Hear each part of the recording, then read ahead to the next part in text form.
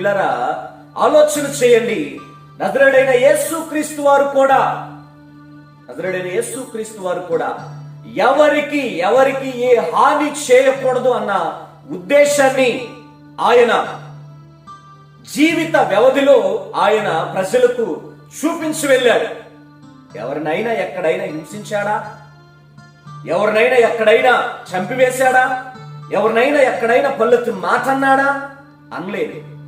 నా ప్రియులారా, ఒక సన్నివేశం. ఇదిగో దమస్కు మార్గంలో క్రైస్తవులు అంటేనే ఒక వ్యక్తికి గొరకాదు. పలు హింసలు పెట్టాడు క్రైస్తవుల్ని. క్రీస్తును ఆరాధిస్తున్నారు అని తెలిస్తే, ఎక్కడైనా క్రీస్తు గురించి ఒక వార్త వినబడుతుంది అని అంటే, క్రైస్తవ బిడ్డలు అని అంటే ఇక అతనికి గొరకాదు. ఏమైతే హింస పెట్టాలో, ఏ మాటలైతే అనాలో, ఎలాగైతే కొట్టాలో ఆ రీతిగా పలు అవమానాలు క్రైస్తవ బిడ్డలు చేస్తున్నాడు ఒక వ్యక్తి. ఒక్క మాట చెప్పనివ్వండి ప్రియులారా, క్రైస్తవ బిడ్డలని చంపాలనే లేకుంటే హింసించాలనే ఉద్దేశం కలిగి ఈ క్రైస్తవ బిడ్డలను హింసించేటప్పుడు, చంపేటప్పుడు, చిత్రవాదన చేసేటప్పుడు, చెరసాల్లో వేసేటప్పుడు ఎవరు పల్లెత్తి మాట నన్ను అనకూడదు, ఎవరు వేలెత్తి చూపకూడదు అని ఒక అధికారాన్ని పొందాడంట. లాపట్టం పొందాడంట. లాపట్టం తీసుకొని వచ్చాడు. ఎందుకనంటే క్రైస్తవుల బిడ్డలను హింసించేటప్పుడు, క్రైస్తవ బిడ్డలను పల్లెత్తి మాటలు అనేటప్పుడు, వాళ్ళు చిత్రవాదం చేసేటప్పుడు ఎవడు నన్ను క్వశ్చన్ చేయకూడదు, ఎవరు ఏం మాటలు మాట్లాడకూడదు అన్న ఒక ఉద్దేశంతో లాపట్టం తీసుకొని వచ్చాడు క్రైస్తవుల్ని హింసించడానికే. అటువంటి కరుడు కట్టకపోయినటువంటి ఒక వ్యక్తి.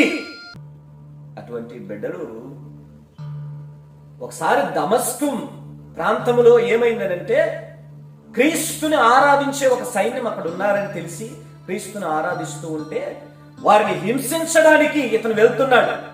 వెళ్ళేటప్పుడు ఆ మార్గ మధ్యంలో యేసుక్రీస్తు వారు దర్శించాడు.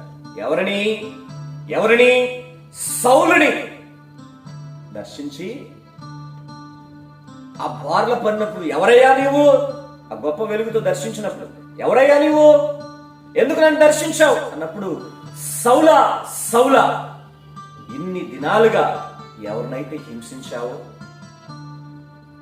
ఎవరి పేరు పెట్టుకుని ఆరాధన చేస్తున్నప్పుడు, ఎవరి పేరైతే నీకు గొరకాదో, ఎవరిని ఆరాధిస్తే నీకు గొరకాదో, ఎవరి పేరైతే నీకు చెవిని పడితే నీ ఒళ్ళు బొగ్గర పడుస్తుందో, నీకు ఎక్కడ లేని కోపం వస్తుందో, ఆ యేసును నేనేరా నాయనా, ఏ ప్రజలనైతే హింసిస్తున్నావు ఆ ప్రజలు నన్నేరా ఆరాధించేది అని తనకు తాను ఏం చేసుకున్నాడనంటే ఇంట్రడ్యూస్ చేసుకున్నాడు. అర్థమవుతుందా? ఇంట్రడ్యూస్ చేసుకొని ఏం చేశాడు? క్రీస్తు ప్రేమను సౌలుగా ఉన్నటువంటి ఆ వ్యక్తికి కనుపరిచి పౌలుగా మార్చేశాడు. Praise the Lord. దేవునికి మహిమ కలుగును గాక. నా ప్రియులారా, ఒక మాట చెప్పనివ్వండి. యేసుక్రీస్తు వారు అనుకుంటే ఆ దమస్కు మార్గంలోనే సౌలును చంపివేయచ్చు కదా.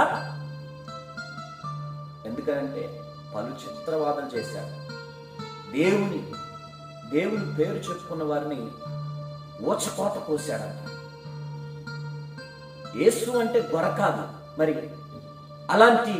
అలాంటి వ్యక్తిని యేసుక్రీస్తు వారు అంటే చిటికలో చంపివేసి ఉండొచ్చు కదా. ఇక యేసుక్రీస్తు వారి యొక్క ఆధీనంలోనికి వచ్చేసాడు.